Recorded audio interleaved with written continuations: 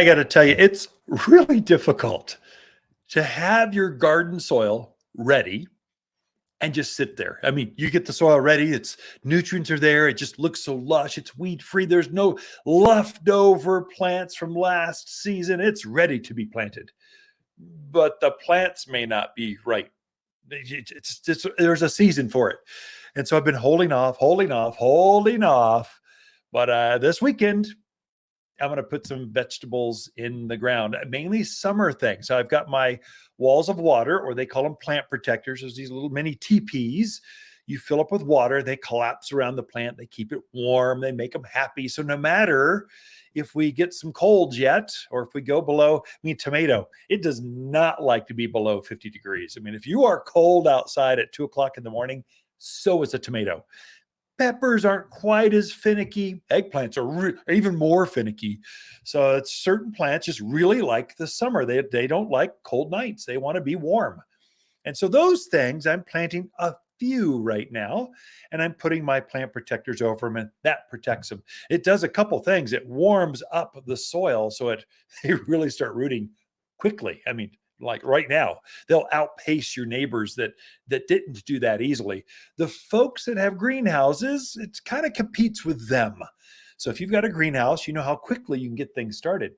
Well, with these plant protectors, even without a greenhouse, you can do the same thing.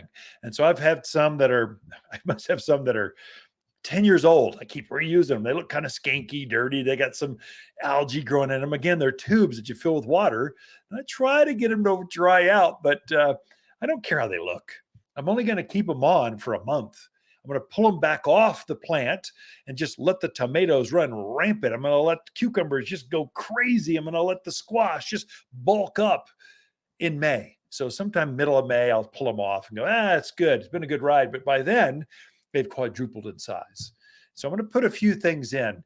I would not do that for strawberries. I would not do that for lettuce. I would not do it for anything that's a cool season plant. Only use plant protectors, only grow in a greenhouse, things that like the summer. I would not put strawberries I wouldn't put peas in a greenhouse. They like the coolness. They want it to be cooler. So let them just go. So peas like the spring, beans do not. Beans like warm soil. They like growing up fence poles and bamboo structures. They like growing up things when it's summer. They're a summer plant. Peas are a spring plant. So frequently I'll plant my peas fully knowing that they're going to produce. I'm going to be harvesting those by the end of May. I will purposely pick off the beans, rip those things out of the ground, and I'll put my beans in that same spot right afterwards. So you get a crop rotation. It's called square foot gardening, getting more production out of a tight space. And it's very easy to do. You just got to know which ones to put in and just which ones do you start first in spring, usually in March, and which ones do you wait to start until May. So there's a seasonality. So look for your frost date. So no matter where you're tuned in from here, it's White Mountains to Flagstaff to Sedona to, here in the Central Highlands, this area, Prescott Valley, Chino Valley, Prescott, I would say spilling over to really Camp Verde, Cottonwood, Kirkland, Skull Valley, those areas. I would say you're a zone 7. You flirt, quite a few of you, with zone 8. And so your frost date typically is going to be sometime that first week in May. Maybe it's the last week in April. Yeah, you're okay. So Prescott's the coldest, the May 8th. Prescott Valley, you all have got it so easy because your frost date's earlier. It's May 7th or 6th. So you're 2 days earlier. So yeah, 100 years of data, you got 2. It's still the last frost date is May 6th. Prescott's May 8th. So it just depends. I tell you what fools you. So we farmed, I raised my family in Skull Valley, of all places, Skull, like SQLL, Skull Valley. It's a little ranch town. And so it's mainly ranching and farming. And so we raised our family on a 10-acre farm, and we had greenhouses, and we grew lots of our plants that we have here. And so there, that cold air would settle off of the top of a Copper Basin, that Copper Basin Road, that cool air spills right on top every evening. It would really cool down. So you could feel the cold air settle. And you'll notice that in your own neighborhood. You'll find that that dry wash where you were at, that cold air kind of settles. And when you walk your neighborhood, you'll feel the warm air rise, cool air kind of settle. And so that can affect your yard as well. So just keep that in mind. Another one that I find really helps you folks on the east exposure, the east side of the hill, the east vistas.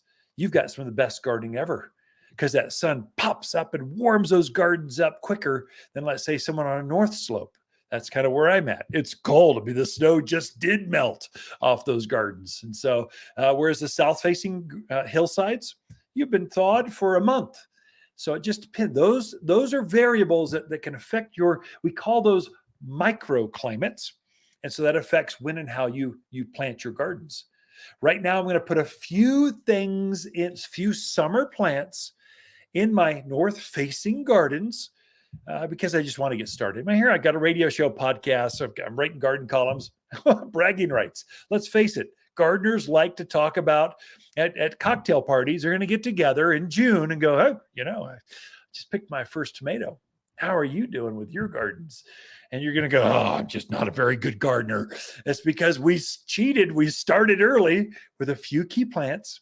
If you start with smaller tomatoes, so cherry tomatoes are going to come off that plant much faster than, let's say, a beefsteak or a brandywine, these great big slicers. You're not going to get anything off of those until August. I mean, come on. It takes so long to produce a giant fruit. And so I'll plant a few things early so I can describe over the airwaves to you all going, oh my gosh, that tomato, that cucumber just melted. It was so crunchy. It tasted so good. How are you doing on your gardens? So some of that bragging rights. I don't go all in.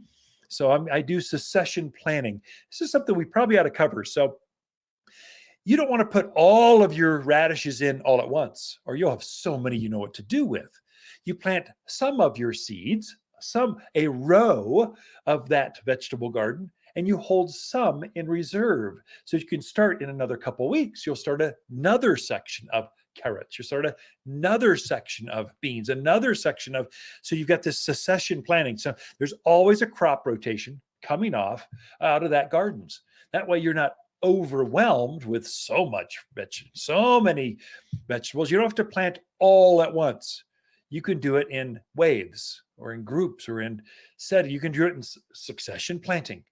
And so it's very famous for root crops. So radishes are like the number one because you can have too many radishes, but not if you're planting every couple of weeks. You just plant a few more seed. And so you're always opening up a vegetable part of your gardens for more coming off that garden. I'm doing the same thing with some of my bigger plants. So I'll do that with my tomatoes. I love tomato. I'm a salsa gardener. I love cilantro, tomatoes, onions, some of the herbs, fresh oregano, fresh parsley. These are all things that are they melt in your mouth and they make everything taste better. So I'm putting together some of those plants in now, but I'm not under pressure. I won't get it all planted until the end of May. Then the entire gardens will be packed. Things will start producing. The cucumbers and beans are starting to grow at that point. I'm pretty much done with the broccoli.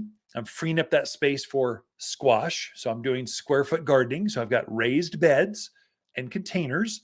So I've got to be efficient with when and how I plant those things. I've got many perennial varieties, lots of perennial like asparagus. It stays where it's at, comes up every year. My herbs, the oregano's perennial. You plant it once and you're done. It comes for years. Rosemary's, parsley. These are all things you plant once. So where do I put those where I can keep them? What do I plant now that I want to harvest and then free up space later? So the tall things like corn and big tomatoes, I'll plant on the north side of my garden so they don't shade some of my smaller things. So some strategies to that. I've got a handout here at the garden center. It's called the vegetable calendar. It's for here. It's when do you plant carrots? When do you plant cucumbers? When do you plant eggplants? It's very helpful. Ask for one. Get you a free copy. Be back after this.